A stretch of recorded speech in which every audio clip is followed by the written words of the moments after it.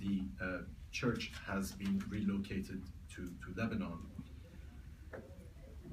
From 1915 onwards, Turkey adopted a series of laws relating to so-called abandoned properties. And of course, abandoned properties was a euphemism which was used to confiscate the properties of the millions of Armenians that once were inhabitants of Ottoman Turkey. Under the 1923 Treaty of Lausanne, the Republic of Turkey undertook, under international law, to respect the rights of what was called in the treaty non-Muslim minorities. The provisions of the Treaty of Lausanne provided that non-Muslim minorities, which in effect means Christian minorities for the most part, were to be accorded equal rights, including the rights to property, including the rights to religious worship, and that these rights would be enshrined in the fundamental law of Turkey, meaning to say that any Turkish law or regulation that was contrary to giving effect to these rights would be invalid under international law. The reality was that the laws on abandoned properties were designed to deny the Armenians the right to reclaim their properties.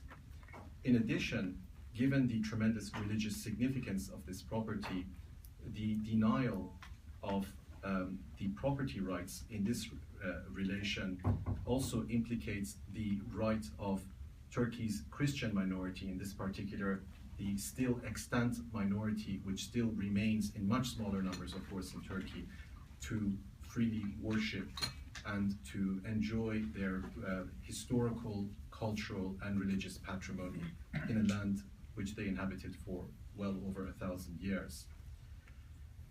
The case that has been initiated this Monday before the Turkish Constitutional Court is only the first step in achieving justice, in achieving the return of this property. It is a unique opportunity for Turkey to begin to reckon with the crimes of the past, to open a new chapter for Turkish-Armenian reconciliation.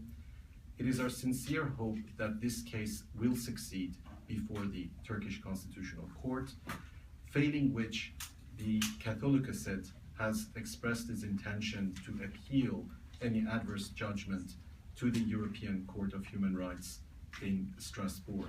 And of course, there are many cases before the European Court which have recognized property rights and rights in particular to religious property in these contexts. I will end these introductory remarks by simply saying that while Turkey has made quite a bit of controversy over whether the events of 1915 constituted genocide or not, the essential facts are not in dispute. That in 1915, mass murder and mass deportations resulted in the virtual disappearance of the Armenian nation from Turkey. And recently, President Erdogan expressed his regret at these past events and perhaps offered a small measure of contrition. And this case, therefore, is a unique opportunity for President Erdogan, for the government of Turkey, to demonstrate its real and genuine commitment in expressing regret at these past wrongs by returning the property of the Holy See of Cilicia in Kozan. I will now introduce my respected colleagues that will be participating in today's press conference. I will begin with His Eminence Archbishop Choloyan, sitting to my right, the Prelate of the Armenian Apostolic Church of America, Eastern United States. Your Eminence. Thank you. First of all, I want to welcome all of you here for this press conference. As Mr. Payam said, I am Archbishop Oshagan, the Archbishop of the Armenian Apostolic Church of America. My headquarters is in New York, and I have the jurisdiction over almost half of the United States. In fact, I am a member of the Cilician Brotherhood, and I'm a member of the Catholicosate as an administrative bishop, and now I'm representing His Holiness Catholicos Aram I. The reason we are here because on Monday, His Holiness filed a lawsuit with Turkey asking the return of our site in Sis, Catholicosal site in Sis.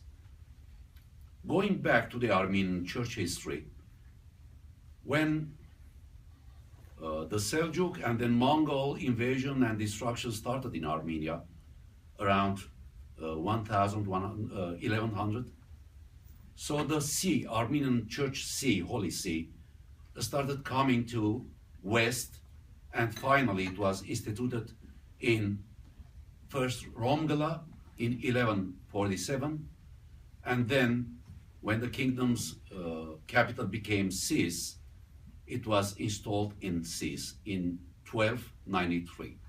Since then, our See, Holy See was there until the genocide of 1915, when also the whole clergy forcibly were deported to the Arabian countries like Syria, and then eventually in Lebanon we have our headquarters. We have to know that during this whole time, Cilicia and Cilician Catholicosate was living a flourished time. From this very important holy site, we had thousands of theologians, historians, people who helped us in order to open our view and work with the Western world. This is why Cilicia became very, very flourished area. Since then, unfortunately, now we are living in Lebanon, and we are asking our land in order to go and to worship our religion there as we did for 1,000 years. I know that the land is ours. I know that the land recognizes her master.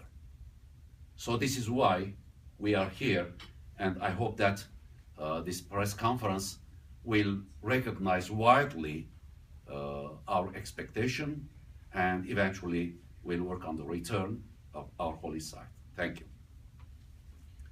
Thank you, Your Eminence. I would next like to introduce to my immediate left Dr.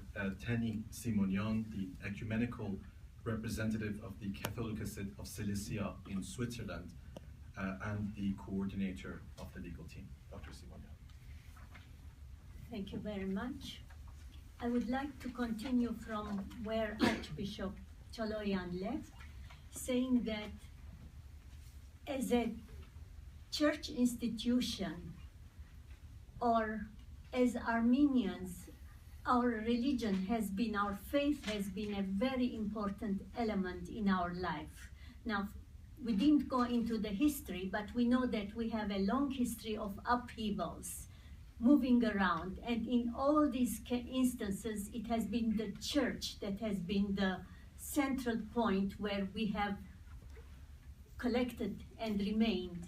And the church, of course, religion in any, in social sciences, we know that religion is an identity marker.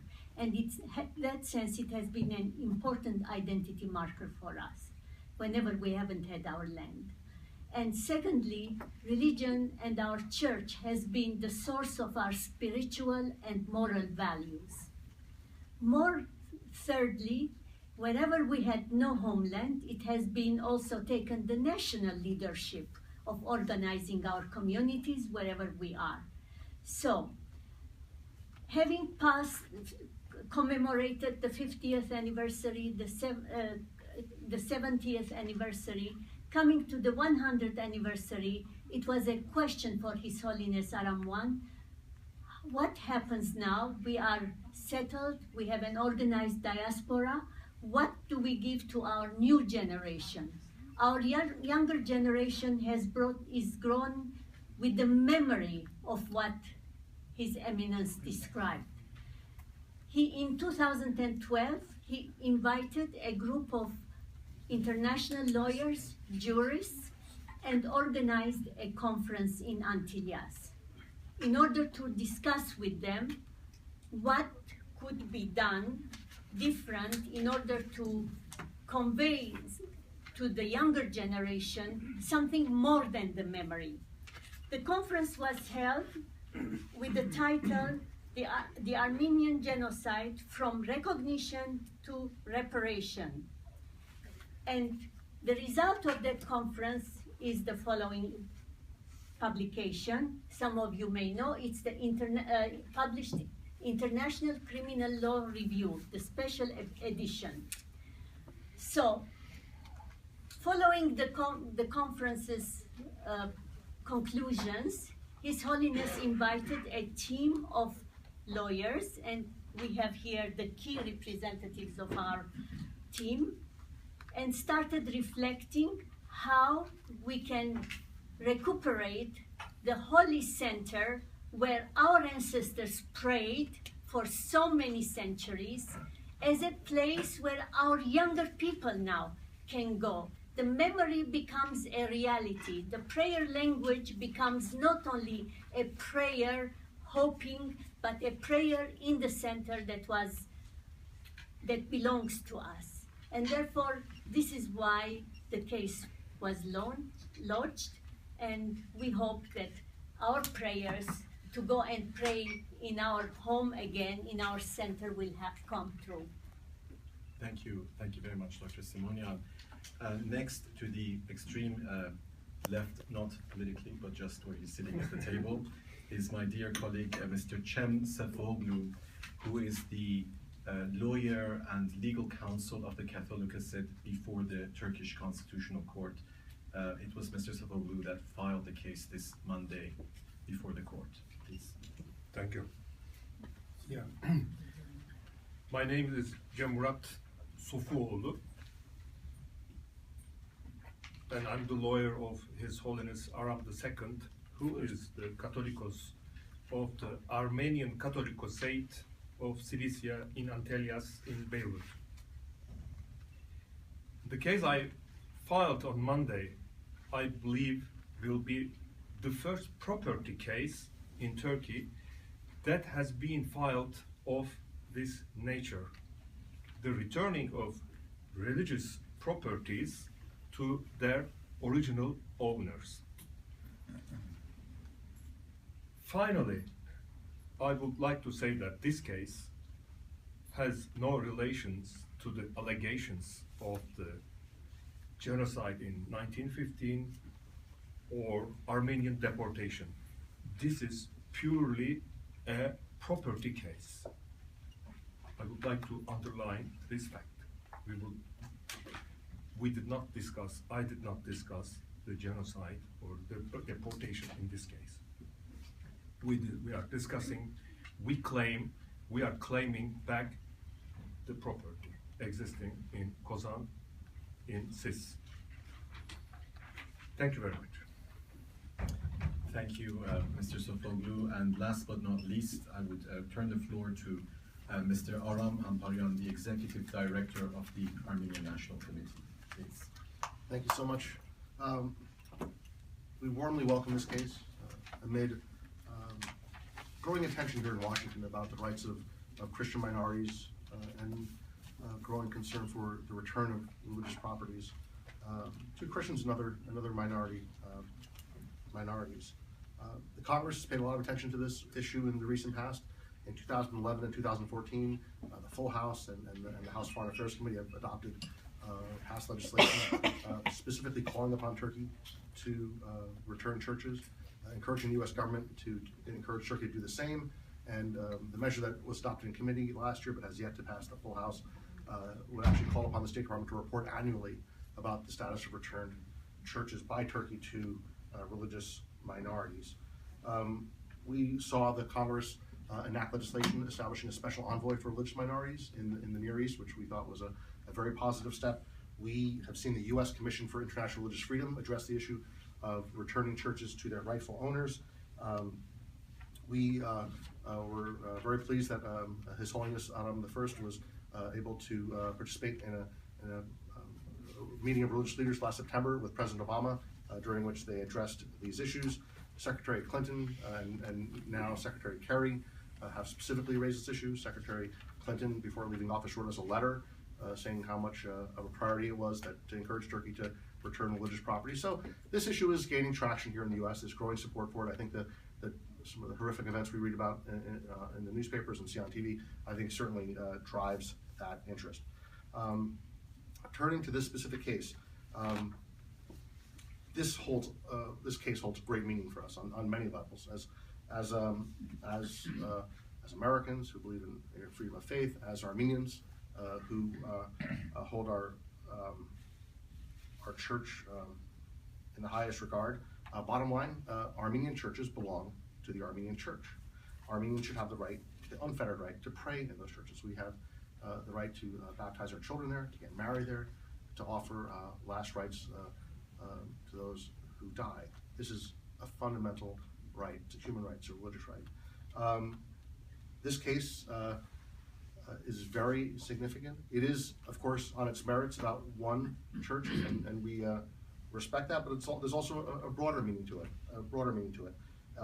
We hope that it will represent a first step toward the legal return of the Armenian Church and the Armenian faithful to their homeland. We see it as a defense of religious freedom. As I noted, we see it as an opportunity, as Payam said, for the government of Turkey to give meaning to their words. This is a chance to step back from the policy of denial and to start making amends, to start reckoning honestly with the crimes of the past. It would also, I think, speak very highly of Turkey's respect for the rule of law, to surrender properties that are so obviously were so obviously illegally taken. I think it would, in the final analysis, represent a major milestone for the Armenian nation on our journey to justice. We support the case. We think it's a very strong case on the merits, and we're confident that it will prevail. Thank you. Thank you very much. By way of summary, the case that has been submitted before the Turkish Constitutional Court is a human rights case. It is not a political matter.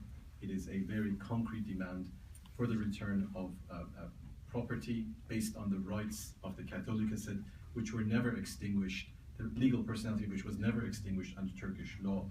And it is above all also about the right of religious worship. And just before opening the floor, I want to say, as someone who is not Armenian but who stands in solidarity with the struggle of the Armenians for justice, that this is a remarkable story of hope. It is a remarkable story of the resilience of the human spirit, that 100 years after these abominable acts, that there is still the hope to return. And I would hope once again to emphasize that the Turkish government sees this as an opportunity for reconciliation and returns these properties. But His Holiness Aram I has made it very clear that we are determined to go all the way to the European Court of Human Rights in order to win this case. With that, I will now open the floor to questions from the press. I would ask if you could please identify yourself when asking a question, please. Thank you. Yes, please. Thank you. My name is Hague, and I'm with Armenian TV. First question is, how big is the property? We saw the picture, but is it just one church or are adjacent buildings? And what is it now? Is it being utilized as something else? And also, there is an Armenian church in Istanbul. I was wondering if any feedback from Armenian Patriarchate exists. Thank you. Perhaps Mr. Sofuoglu, who has visited the site, can speak about it. To be honest, I don't know. We don't know how big, because we couldn't access to the registration records. But we can see, as far as I can see, because I took the pictures. I've been twice in this region. it's quite big, as far as I can see, but I have no idea, to be honest. If I may add to what Mr. Sofuoglu has said, one interesting feature of this case is that this gentleman was denied the right to even view the property records in the Land Registry Office of Kozan. Yeah, because of the circulars, two circulars enacted, published by the Turkish governments in the past, one in 1983 and the last 2001. We are unable to access to the registration records for the Armenian properties. So there's a circular specifically denying the right of Armenian claimants access to these property records. My application has been rejected by the land registration and the entitled office in Kozan, and I attached this rejection to my submission. Okay, one thing I can tell that when we say church or monastery in nowadays sense, it's not just a building, it's a whole castle. It's on the top of the mountain. Now, unfortunately, it's in ruins. It's a big area, very, very large area. Because in the past, when they had churches, headquarters, etc., there were so many cultivating lands also within that property. And you asked about the Istanbul Oh, picture. yeah, if there's any feedback from Armenians living in Turkey at this point. Perhaps Dr. Simonian could answer that question and give feedback from it.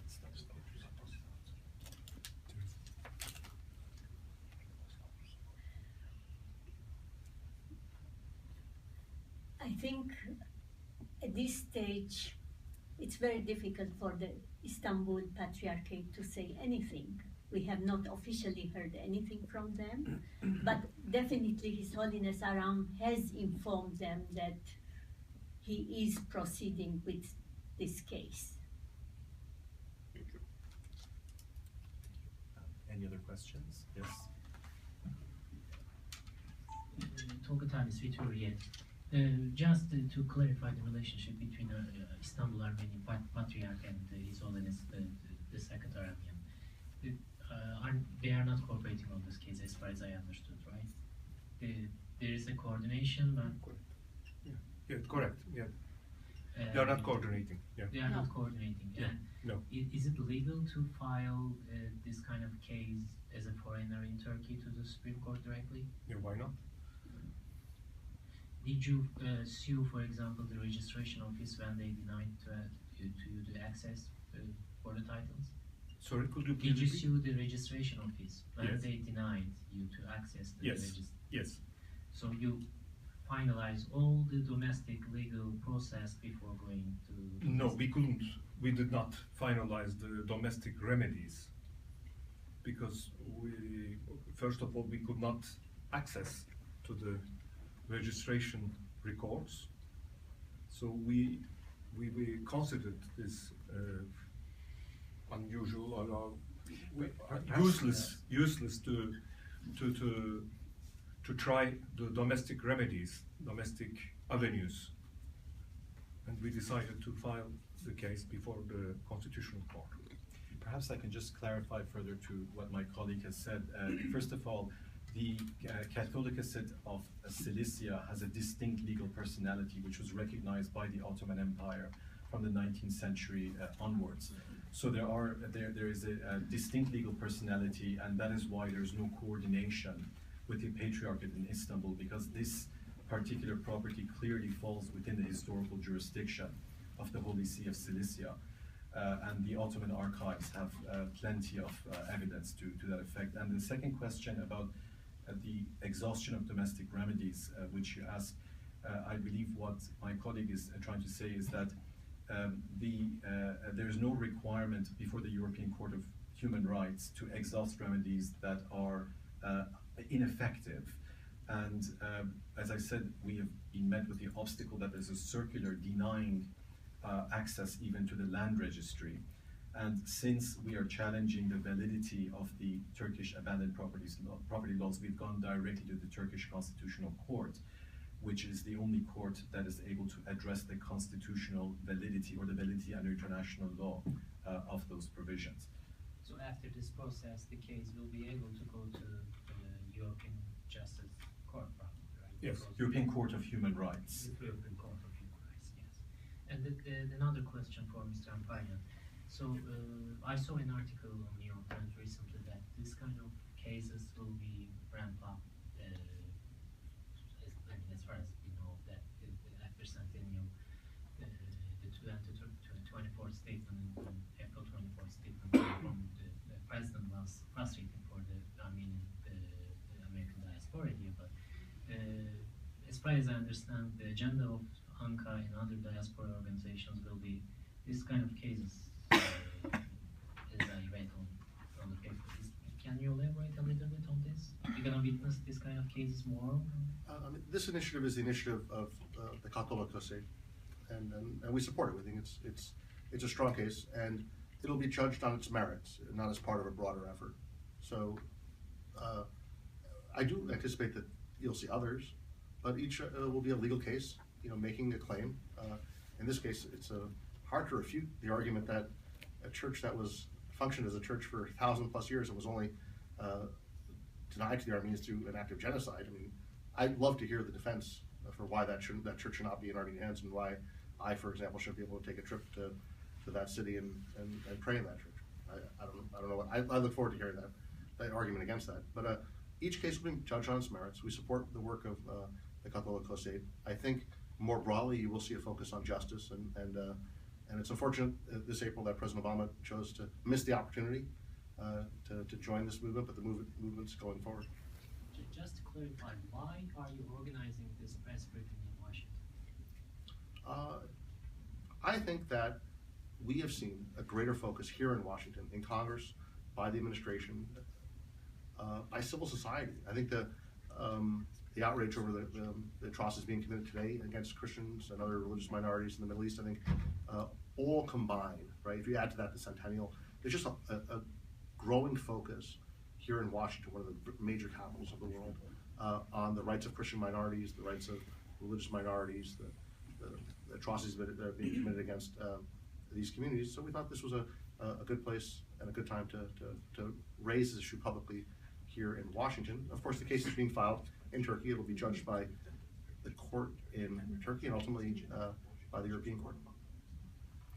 I believe Dr. Simonian would also. Well, I would like to mention that this is not the only press conference that we will be holding. Our lawyer has already had one in Turkey, and we are soon going to have another one in Geneva, because, as you know, the churches and citizens of Switzerland have been very supportive of our history, of our suffering from the first day. And even the president of Switzerland in 1923 spoke to the League of Nations, describing what had happened to us. So we have a series of commemoration there, and in relation to that commemoration, we're also going to have a press conference. Hi, could you provide a little insight into Could you please introduce yourself? Oh, sorry, my name's Robin Barone. I live down the street from Philadelphia. Could you provide insight into the Turkish legal process? And I mean, I'm American, so I don't understand the process in terms of timing, appeals, how long this may or may not take.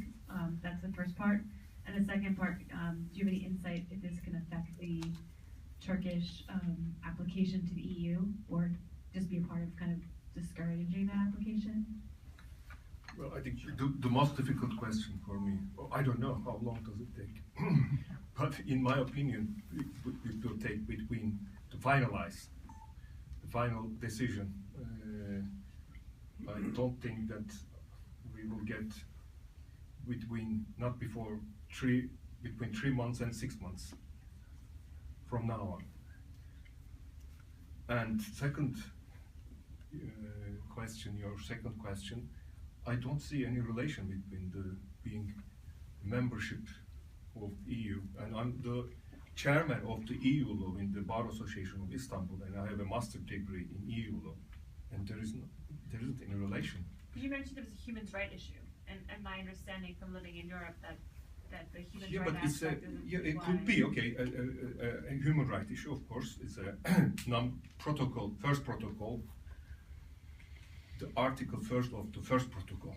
Yeah, okay, then will be discussed before the Court of Human Rights.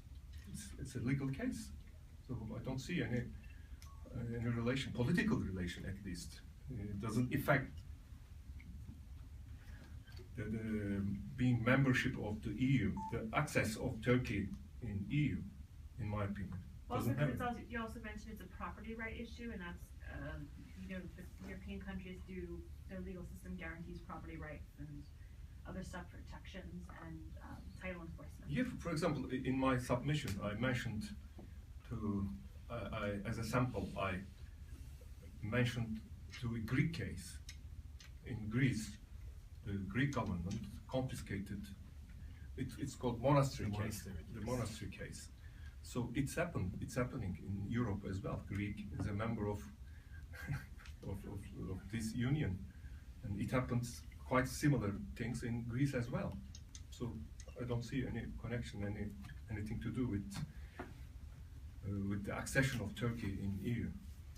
And if I may just add, I think in all fairness, the record is that Turkey has not been unresponsive to the judgments of the European Court of Human Rights, which is why this is a great opportunity to engage this very politicized issue within the framework of international law.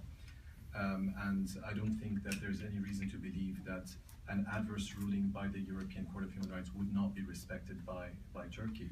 Yeah, So, recently, Turkey, 3 years ago, if I'm not 3 or 4 years ago, maybe you know the orphanage building case of the Greek Patriarchate. You know, Turkey lost this case before the Court of Human Rights, and I, in Turkey, filed a retrial case, which was the first property case. Retrial trying to claiming back the property, to return back the property to Turkey, to the Greek Patriarch, and Turkey accepted the case. So in this respect, I'm very hopeful and optimistic. any further questions?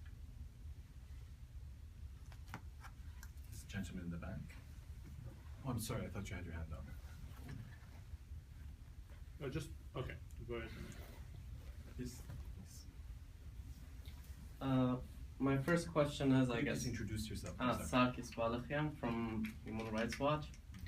I guess my first question is, what are the probabilities that the Turkish Constitutional Court would actually rule in favor of Armenians, or Armenia, or the Patriarch, the Catholicosate? And then my second question is, considering the fact that we don't have a concrete idea of how large or how big this property is, what were kind of the legal elements that were presented to the Turkish court when you don't have an idea as to what you're claiming or how large the property that You're right. I start with your second question. Therefore, I asked the Constitution the Constitutional Court to measure how big this land is, because we couldn't do it. So we claimed on behalf of my client from the Constitutional Court to appoint experts to do that. I cannot do it. I'm not an expert. And your first question? probability. Probability. Well, I believe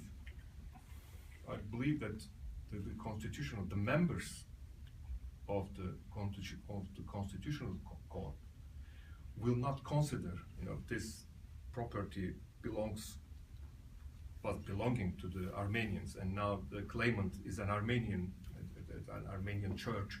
So let's refuse this case. No, they won't do that. If it could be another legal reason, a legal excuse for rejecting the case, but not this excuse. This could not be an excuse, I believe.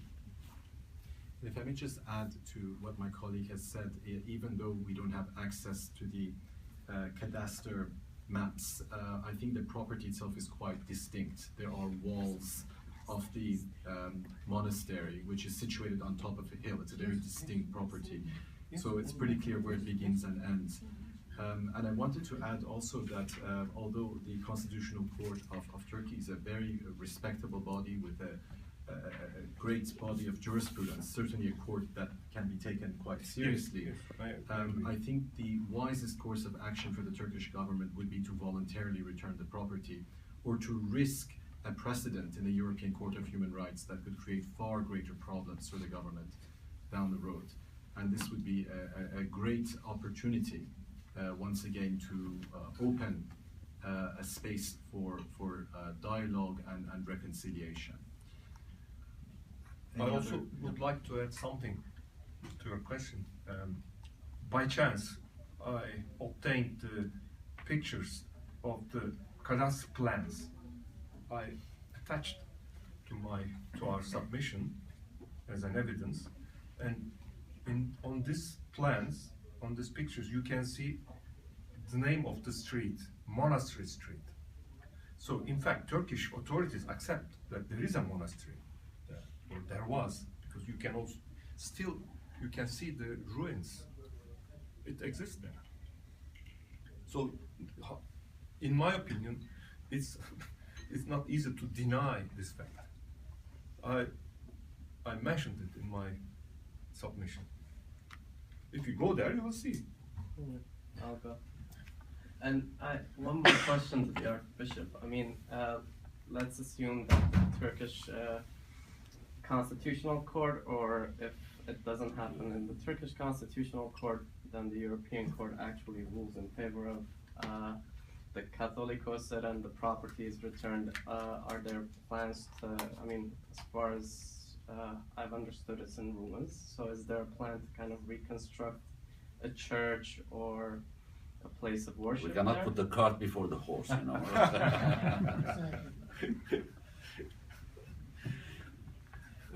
If I may just note that there is a very interesting precedent, of course, in Diyarbakir, where the municipality had the wisdom and vision to voluntarily return a property that was restored, and where commemorations were held on the centenary. And certainly there's no reason why the same couldn't be done with the monastery and cathedral of St. Sophia.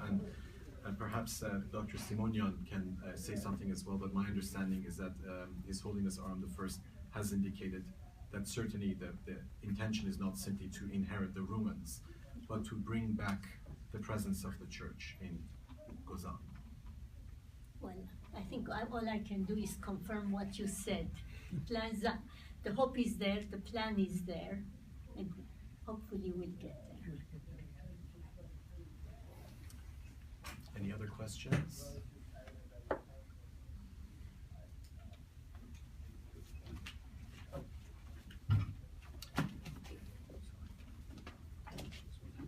Well, if there are no more questions, then I would like to thank all of you for being present today, and to thank also Your Eminence and all the dear colleagues for participating. And I hope the next press conference that we have is to celebrate the return of this property, and we can have the same press conference in Kozan in celebration. Inshallah. Thank you very much.